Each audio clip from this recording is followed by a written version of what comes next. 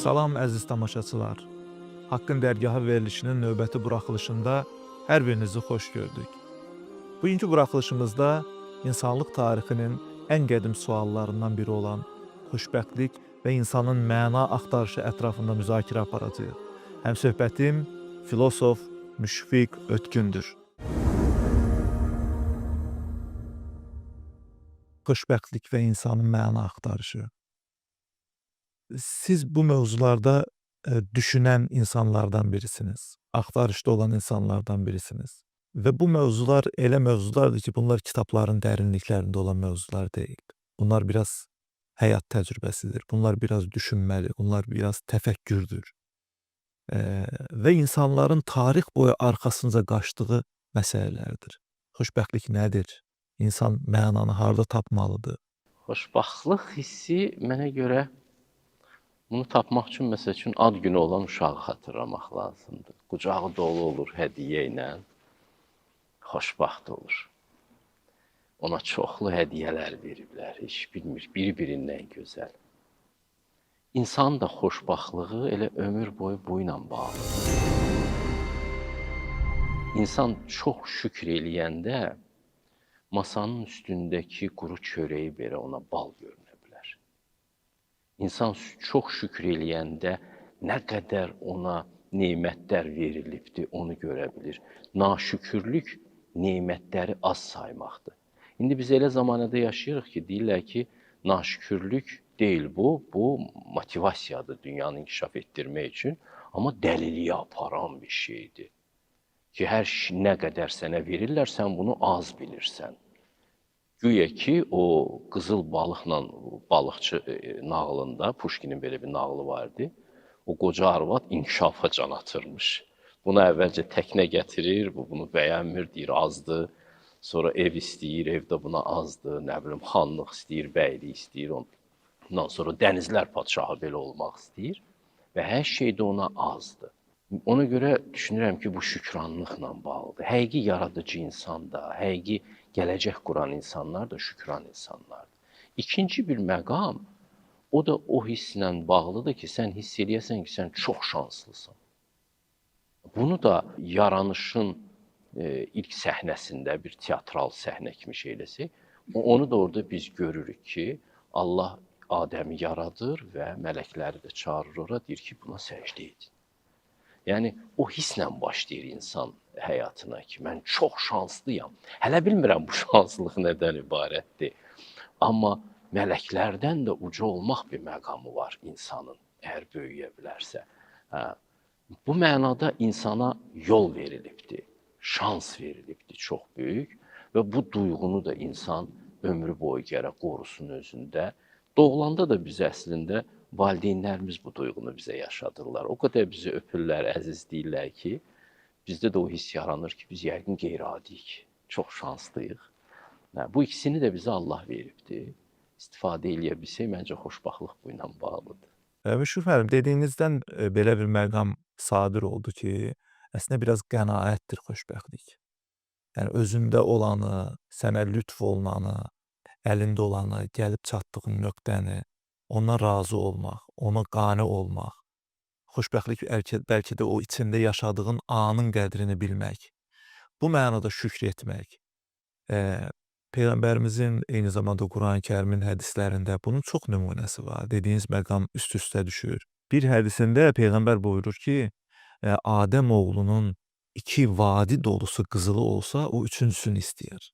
Yəni, bu insanın içərisindəki dünyalıq eşqi, daha çoxuna sahib olma eşqi bəlkə də onu daima əlində olandan məhrum edir. Əlində olanın qiymətini bilməkdən, onunla xoşbəxt olmaqdan insanı məhrum edir və xoşbəxtliyi hardasa gələcəkdə bir yerdə axtarır. Elə deyilmi? Yəni, hədəfi uzaqda görür, nəyə çatsa, elə bir ki, xoşbəxt bir sərab kimi ondan uzaqlaşır. Ümumiyyətlə, nəfsi doyuzdurmaqla xoşbəxt olmaq mümkün deyil. İndi bizim sivilizasiyanın əsas fəlsəfəsi də gəldi, buna dirəndi. İstehlak cəmiyyətindəyik də. İstehlakla bağlıdır. İqtisadiyyat da bunu qəşəng bilir. Hər il buna bir yenilik adında bir mal satır. O da onu almaqdan ötürü dəridən qabıqdan çıxır və bir illik belə müvəqqəti bir xoşbaxtlıq hissi yaşayır. Amma nəfsi doyuzdurmaqla xoşbaxtlıq hissi gəlmir. Nəfs elə bir ac canavardır ki, bütün dünyanı ona yedizdirsən deyəcək yenə azdır. Bu uşaqlarla da bağlıdır, ailə ilə də bağlıdır. Məsələn, birisi gedir aləmin varını, dövlətini tökür uşaqların qabağına. Elə bilir ki, uşaqlar onu çox istəyəcəklər buna görə. Yox. Bundan gəlmir evlad məhəbbəti. Bizi xoşbaxt eləyən bir məqam da keyfiyyətlə bağlıdır. O keyfiyyəti biz başqaları üçün çox kasıb bir həyatda da tapa bilirik. Məsələn, sevgi keyfiyyəti varsa ailədə, hüzur keyfiyyəti varsa, doğmalıq varsa, orada artıq o biri kəmiyyətlər, soyuducunun böyüklüyü, nə bilim, evin kiçikliyi, böyüklüyü, bunlar o qədər həll edici olmur. Bilənlər bilir ki, bu xoşbaxtlıq biraz da bu keyfiyyətin anlamağı ilə, dərki ilə bağlıdır. Adamlar biraz özlərini çaşdırıblar, kəmiyyətə çeviriblər bu məsələni. Hər şeyin sayını artıra sanki xoşbaxt olacaq. Bizim ariflər, filosoflar, İslam dünyasındakı ariflərdən danışıram, zövqləri iki yerə bölüblər. Deyiblər ki, zövqlər keçici olan zövqlər var, qalıcı olan zövqlər var. İnsan qalıcı olan zövqlərin ardınca düşməlidir deyil. Sizin qeyd elədiyiniz məsələ ilə də bəlkə yaxından əlaqəlidir. Yəni, maddiyyat bir keçici zövqdür. Bugün var, bir il sonra o dəyərsizdir. Və ya hər şeyə sahib ola bilərsiniz, amma bir sağlamlığınız əlinizdən getdiyi anda bunların heç birinin dəyəri olmamış ola bilər. Və bilərsiniz ki, siz xoşbəxtlik məgərsə burada deyilmiş. Əbədi olan zövqlər, qalıcı olan zövqlərin ardınca getməyi İslam mütəfəkkirləri, arifləri vurğulayıblar. Bax, bu da insanın biraz o məna axtarışındadır. Əbədi olan zövqlər nədir? İnsan onunla xoşbəxt ola bilərmi? İnsanın bu mənada məna axtarışı, bax, sualımı da belə qoymaq istəyirəm. Hardan gəlir? Düşünən insanın, arif insanın qəlbində bir məna axtarışı var. O süfli şeylərlə uğraşmır, onlarla məşğul olmur.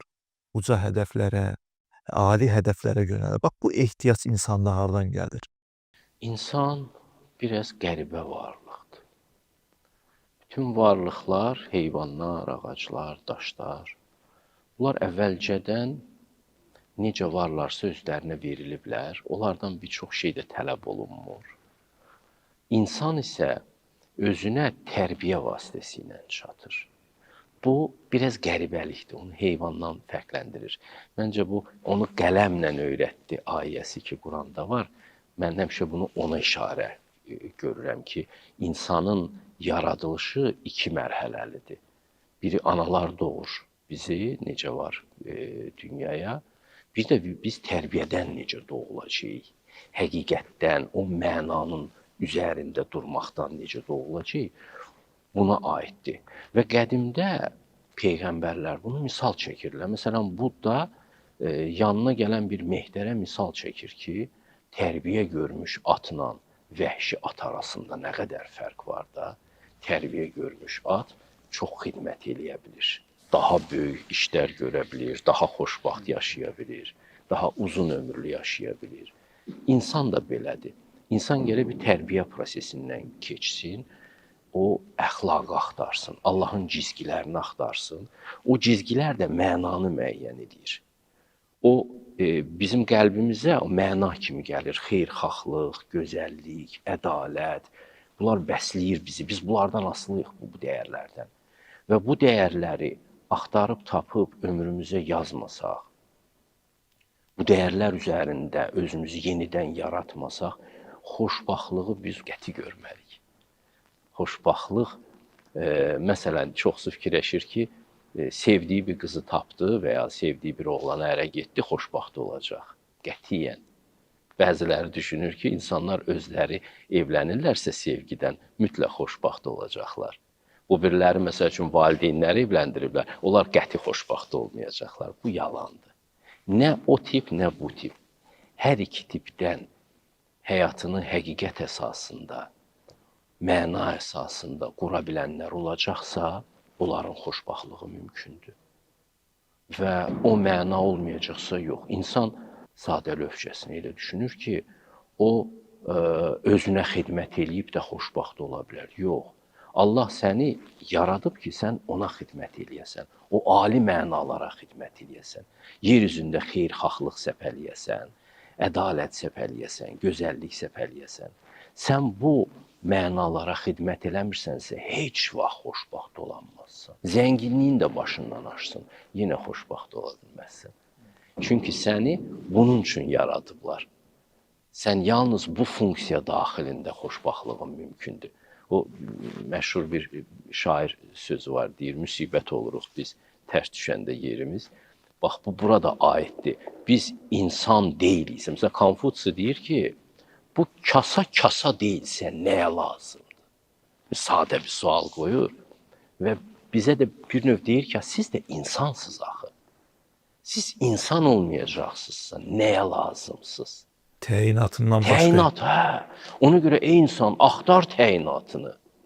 Mütləq tap sənin xoşbəxtlığın təyinatınla bağlıdır. Nələrsə əldə etməklə, yeni bir əşyalar əldə eləməklə, komfortlu bir həyat özün üçün dizayn eləməklə. Bu da ayrı məsələ ki, heç komfortlu həyat adamı xoşbəxt eləyirmi, eləmirmi? İnsan bir çox mənaları çətinlikdə tapır. Yoxluqda tapır dəyərləri. Bəzən varlıq özü də korluq yaradır ki, insan nemətləri görə bilmir. Pərdələrdir bunlar. Pərdələrdir təbii ki. Hə. Ona görə bunu düşünürəm ki, xoşbəxt olmaq istəyənlər ağlına yazmalılar. Müdriklər deyirlər ki, yoxdur xoşbəxtlıq, insanın təyinatından kənarda. Sən mütləq ali məqsədə xidmət eləməlisən. Bizim məşhur bir mahnı vardı, sağıcıdır mənim nənəm, köməkçisi mənəm. Həmişə təsəvvür edirdim, bu balaca uşaq badyanı tez gətirir, nənəsinə yetirir. İnsan da bir mənada bu cürdür. O Allahın köməkçisidir yer üzündə. O elə sevinə-sevinə Allaha xidmət eləməlidir. Hər bir zamanada, çətin zamanada da, asan zamanada da mömin insanlar öz işlərini bir an dayandırmırlar. O iş onlarda mükəlləfiyyət deyil, həm də sevinc mənbəyidir. İnsan gərəkli olmayanda xoşbəxt olanmır göstərməlidir. Mən bir eşitmişdim ki, Yaponiyada bir kişi əməkliyə çıxıbdı, evdə deməyibdi, utanıbdı. Hələ deyir, bir 15 ildə səhər tezdən evdən bayıra çıxırmış, gedib parkda otururmuş, axşam gəlmiş evə. İnsan həyatına məna tapa bilmir işindən qeyri. İşsiz, pulu var, hər ay oturur əməkli maaşı onun kitabçasına, amma xoşbəxt ola bilmir. Belə bir absurd vəziyyət yaranır. Amma o adam ona görə elə absurd fəaliyyətlə məşğul ki, onun işi yoxdur. Müminin isə həmişə işi var. O yer üzünü cənnətə çevirməklə məşğul olmalıdır.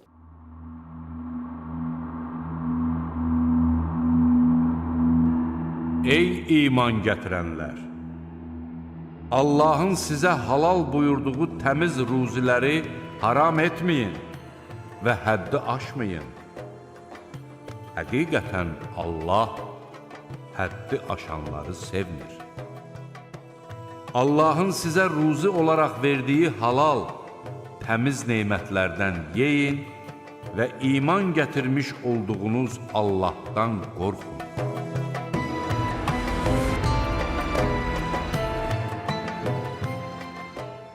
Düşünməyəlim, belə bir söz var.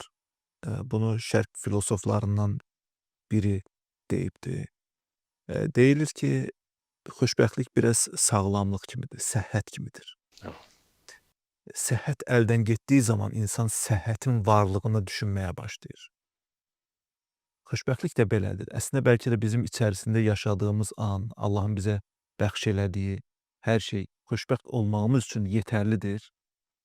Amma biz nəsə böyük bir fəlakətlə, müsibətlə qarşılaşmalıyıq ki, xoşbəxtliyi təkrar axtaraq, normal gündəlik həyatımızı axtaraq. Bəlkə sabah evimizdən çıxıb gedib işə getmək, övladlarımızın olması, ailəmizin olması bir xoşbəxtlikdir. Amma biz xoşbəxtliyi uzaqda axtarırıq. Şübhəsiz ki, xoşbəxtlıq sənə verilənləri çox yüksək dərəcədə görmək qabiliyyəti ilə bağlıdır.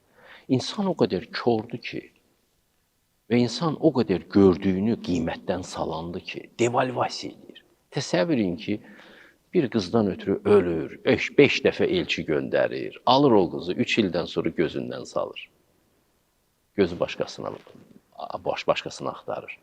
Biz bütün həyatımızı belə edirik.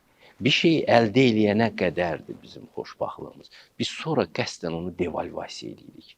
Gözümüz pisdir bizim. Biz qiymətə mindirən gözə malik deyilik, qiymətdən salan gözə malik. Dünya da belə edirik, həyatı da belə edirik. Allah bizim üçün nə nemətlər versin, hansı təhlükələrdən adlatsın, biz həmən bunu yaddan çıxarırıq. Biz bunu gözdən salırıq. Bu böyük bir yanlışlıqdır. İşin bir tərəfi, gərək özündə elə bir göz və mərifət tərbiyə eləyəsən ki, bütün nemətlər qiyməti üstündə qalsın, hətta artsın da. İkinci, sən nə dəyər istehsal edirsən, buna da bağlıdır. İnsanların çoxsu dəyər istehsal eləmir, ancaq istehlakçı kimi yaşamaqdır. İstehlakçı xoşbaxtlığı insanın əyninə biçilmiş don deyil. İnsan həm də istehsalçı xoşbaxtlığına gəlməlidir, xeyir işlər görməlidir, çoxlu. Müşfiq müəllim, mən təşəkkür edirəm sizə. Sizin fərqli bir ritminiz var. Yəni o həqiqət yolculuğu, məna yolculuğunda o ritim müəyyən frekansları yaxalaya biləcək bir yerdədir. O baxımdan bu mövzuları sizinlə müzakirə etmək ayrıca xoşdur. Əlbəttə ki, mövzu genişdir. Bunun filosofların bir çox açıqlaması var bu mövzu ilə bağlı, ariflərin başqa açıqlaması var, rasionalistlərin tamamilə başqa açıqlamaları var. Əhatəli mövzudur. Amma mənə elə gəlir ki, bu qısa vaxt ərzində çox maraqlı məqamlara toxunduq. Mən sizə təşəkkür edirəm. Sağ olun, Vaxt çox ayırdığınız, sağ olun. gəldiyiniz üçün və Xoş dəyərli idiniz. fikirlərinizi bizimlə bölüşdüyünüz üçün minnətdaram. Xoş idi, sağ olun.